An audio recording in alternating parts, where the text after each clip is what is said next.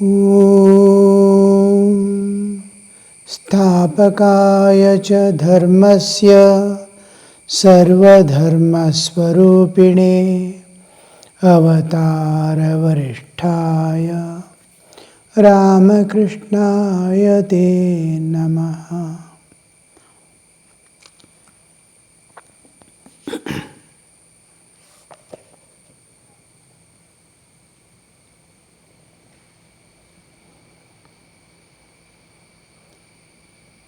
While Rakhal was taking his meals, the master and the devotees sat on the porch and continued their conversation. Master to the actor: "You asked me about self-realization. Longing is the means of realizing Atman. A man must strive to attain God with all his body, with all his mind, and with all his speech. Because of an excess of bile, one gets jaundice. Then one sees everything as yellow. One perceives no color but yellow. Among you actors, those who take only roles of women acquire the nature of a woman. By thinking of woman, your ways and thoughts become womanly. Just so, by thinking day and night of God, one acquires the nature of God." Regarding the self-realization, who am I in this body? As soon as I wake up, I identify with this body as myself. The moment I sleep, I am totally disconnected from this body, and I enter the dream world where I identify the dream body and participate in the dream world. And from there, I get separated from the dream world totally. And I enter deep sleep, and in deep sleep, I don't know whether I exist or not. Till I wake up again, I have an existence which I don't know what am I, but is neither the waking body nor the dreaming body, but just while waking up to the awareness of the external world and self-awareness. Just I am myself without anything, and just waking up, I start identifying with the body, which I am not. Who am I? Who am I in this body? Who exactly am I? The self-realization. Can I go inward in the same way the nature took me to the core of my existence, find out who am I really? So this self-realization, how do you get the self-realization? Self is nothing but the universal consciousness expressing through innumerable bodies. Ishvara, the Lord of the universe, who is all-pervading, is projecting through every living body as a Jivatman, as a individual soul. It is He who is projecting through all body. Individual soul is sum of all the individual soul is Ishvara, the Lord of the universe, the all-pervading universal consciousness. Universal consciousness, that is the Lord of the universe, is presenting through every body as the individual consciousness, the cosmic consciousness and individual consciousness. So here we see the self-knowledge is knowledge of the Brahman. Self-knowledge is knowledge of the Lord of the universe, because existence is God. What exists, we go on searching. I am seeing this world which totally disappears the moment I sleep. Now, what shall I call this? Real or unreal? It was appearing, and how did it disappear? Now, I am seeing so many objects, they appear and disappear. So many people, they appear and disappear. Everybody is coming, innumerable lives are coming, living for a short while in this universe and disappearing. Everything is a constantly changing flux, like a flowing water. Can we ever call any of these things as real, which appears and disappears? Can we ever call it a real? Then what is reality? So this question, how to know, how to transcend the nature and go beyond and see what it is, how to transcend my bodily existence and go to the core and find out who am I? Objective ultimate and subjective ultimate. How to find the Atman, how to find the Brahman. So, Sri Ramakrishna is telling, only longing. Longing alone can lead you to realization. And a man must strive to attain God with all his body, with all his mind, with all his speech. Body, mind and speech. Now, you see, it is like I am longing, I want to realize God with my intellect. Well, my mind is running about here and there aimlessly. A part of my being is caught by the world. Now, my body is seeking comforts, enjoyments of the world. It is there attached to the objects of the world. A part of my being is caught by the world. Bodily existence is caught by the world. It's constantly searching for enjoyments and sustenance. All this, how can we give ourselves? We have not given ourselves totally to God.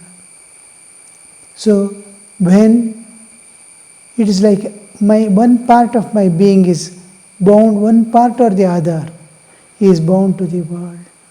Whether it is mind, whether it is body, whether it is heart, whether it is intellect. If anything is bound to the world, it cannot realize God. The whole thing must become one being, like an arrow shot from the bow. If something is holding the arrow, it cannot go. So here, everything is separated. I must become ekagra, one-pointed and one being. It will be one-pointed. I am totally focused there, one-pointed, and I am one unit. This is called integration of personality to become one. There are many personalities within myself, and they have to be integrated. With each person, I am a separate entity, unrelated to each other. I look at a person, my whole being changes by attraction or repulsion or likes or dislikes. I have an understanding of that person. My personality changes. Look at my own parents, look at the neighbors, how that mindness comes there. So the whole vision, I am one with my father, I am one with my mother, in a different way. I am someone else, another personality comes out with my friend, another personality is going to project out when I am alone When I am in the temple sitting for meditation, another personality is projecting out. So many personalities, multiple personalities in me. A saint's life is. Wherever he is, whatever state he is one personality. This we use with integration of personality. I integrate myself and then I become one. Now I see the goal and it is like an arrow shot from the bow. It simply runs to enter into the where I am. So this is the Sri Ramakrishna wants the whole being to move in that direction. Another point he gives is just like some person taking the role of women in the stage, a man is taking constantly, he is behaving like a woman on the stage, practicing how many times he practices to be a woman, to act as his movements, his thoughts, his talks, everything becomes like his behavior. He goes on repeating almost for the 3/4 of his life to be a woman. Slowly, his rest of the time, his movements, thoughts, everything becomes the same. Behaving like a woman, sitting like a woman, talking like a woman. Whatever I think of, slowly it becomes. And that is the nature. Now, how he finally is himself a woman in every respect. Like that, thinking of God day and night, one slowly acquires the nature of God. The mind is like white linen, just returned from laundry. It takes on the color you dip in. Clean white cloth, it can take any color, actor, but it must first be sent to the laundry master. Yes, first is the purification of mind. Afterwards, if you direct the mind to the contemplation of God, it will be colored by God consciousness. Again, if you direct the mind to the worldly duties, such as acting of a play, it will be colored by worldliness.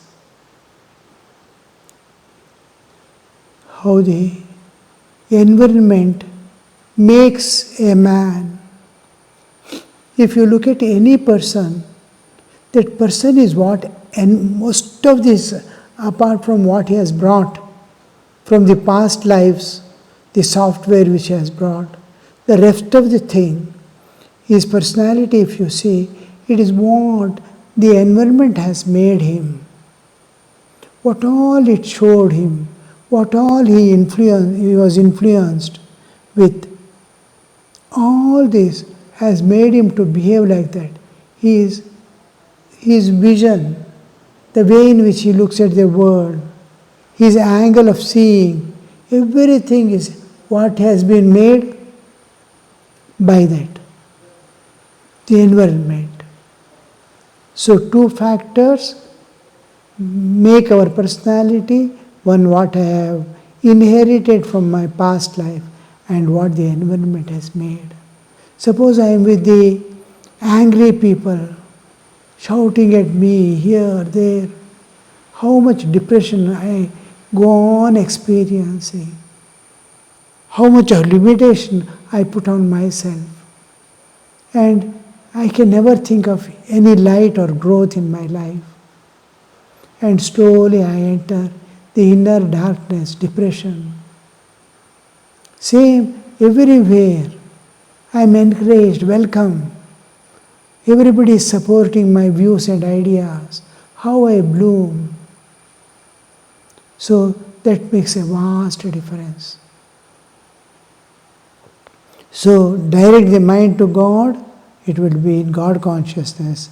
Direct your mind to the world, you will become a worldly consciousness man. Sri Ramakrishna had rested on the bed for few minutes when Hari Narayan,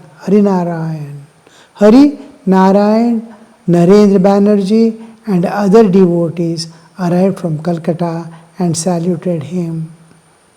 Narendra Banerjee was the son of the professor of Sanskrit at Presidency College of Calcutta.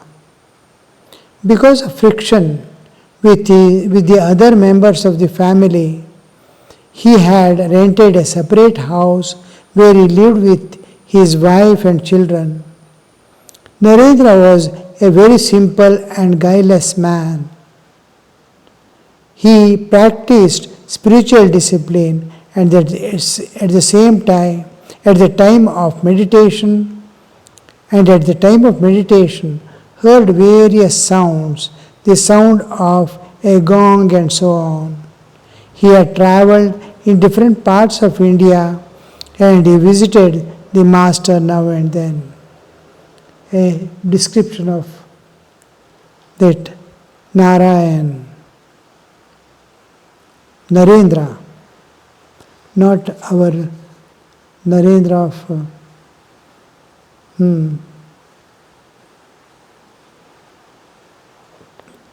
Vivekananda. This is Narendra Banerjee. So we see these conflicts at the home, unable to bear, constantly struggle to live with others. Very difficult part. You see, because of the friction with other members of the family, he had rented a separate house where he lived with his wife and children. We have so much of expectations and each one has so much of expectations and demands which others are not able to fulfill. And there begins each one, without exception, he has certain nature and according to that nature he has certain demands and expects the fulfillment. But others won't give. This is experienced by everyone, in every family. It goes to some amount of tolerance, some amount of understanding, that will make somehow go together, but they still, within they are separately living as if. But when it goes to the breaking point, they break off. Narayan was a schoolboy of 16 or 17-year-old. He often visited Master, who was very fond of him. That is Narayan. Hari lived with his brothers at Bagh Bazar. He had studied up to matriculation class in a General Assembly institution. Then he had given up his studies and devoted his time at home to the contemplation of God, the reading of scriptures and practice of yoga. He also visited Master now and then. Sri Ramakrishna often sent for Hari when he went to Balram's Bagh Bazar. There were so many people in those days. A small amount of food grain to live was their only need. Somehow they acquired a small piece of cloth with which they can pull on a year or two without any problem. Everyone, almost all in 1800 you see, most of the people are the farmers with a small land, a few cows, whatever the crop gives was quite sufficient for them for their living. And many were their small needs are satisfied, they are fulfilled. Then there are no hospitals like now or doctors. They have their own home medicines. Fever is there, to bring some leaves and roots, boil and give to the children or take themselves. If they are anything, any diseases, even skin diseases, they had their own medicines. So there is no expenses other than in Ayurveda they say any disease must have a medicine within 20 miles around. So how to search where is my medicine is most difficult part. Some plant, some tree, because what is cause is also the solution. So if cause has originated in that place, it is somewhere around its solution also. So, but very difficult to find out. So only by divine grace or something they would find that medicine. But otherwise also natural things which help them make a decoction and take of those medicines. Now with that simple living, they could devote, some of them at very early age, they could devote entirely for realization of God. Thinking of, we cannot imagine nowadays people like that. Naren was a schoolboy, 16 or 17 years old. He often visited the master who was very fond of him. Hari lived with his brothers he's just 16 or 17 years, not even 18, with his brothers at Bagbazar house. He had studied up to matriculation class and in the General Assembly institution. Then he had given up his studies and devoted his time at home to the contemplation of God, the reading of scriptures and practice of yoga. Can we see these things in our modern times? But even Naren coming, all his friends group slowly renouncing and going for higher life, we can't see so easily now. Every bit is enticing of this world. Everything is capturing.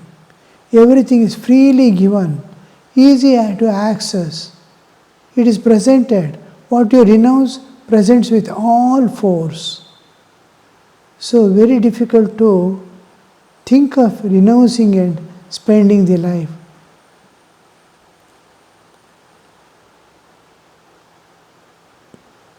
Master to the devotees, I have heard a great deal about Buddha.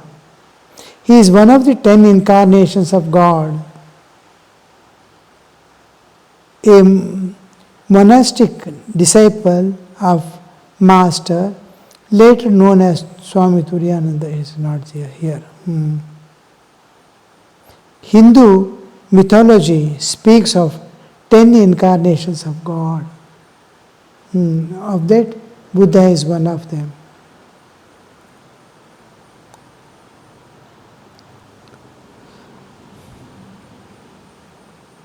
Master, I have heard a great deal about Buddha. He is one of the 10 incarnations of God. Brahman is immovable, immutable, inactive, and of the nature of consciousness. Sometimes Sri Ramakrishna comes out with these higher expressions. Immovable, achala, immutable, avyaya, inactive. There is no activity, and of the nature of consciousness, Chaitanya, Swarupa. Brahman is the absolute existence in which innumerable universes appear and disappear. When a man merges his buddhi, his intelligence in Bodha consciousness, then he attains the knowledge of Brahman. He becomes Buddha, the enlightened. To merge, how difficult it could be to merge our whole awareness as if our buddhi, because mind cannot be concentrated so easily. Buddhi is always a kind of motherly affection for mind, buddhi, which has a, so mind is under the sway of vasanas, old tendencies. So mind runs because of the sway of vasanas. Now intellect to turn towards the God also very difficult. It runs behind the mind, buddhi, which is totally independent and capable, all capable, moves behind the mind, which is just a small petty thing. It is like a king moving behind the beggar. Till Viveka, the discriminative power, interferes and make the buddhi again independent of mind.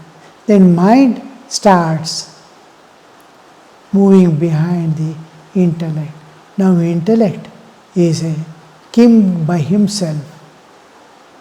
Intellect can move without the help of anything because it is buddhi. Buddhi starts moving towards the evolutionary process of divinehood. Mind, senses, all follow. Ultimately, mind also merges. Then he gets the vision of God with form. Then the purpose of senses are also over of seeing God with form. Say senses also merge. Only buddhi with the ego of a pure spiritual aspirant filled with Chaitanya, awareness, merges in the absolute existence. Om Shanti Shanti Shanti Hari Om Tat Sat Shri Ramakrishna Arpanamastu.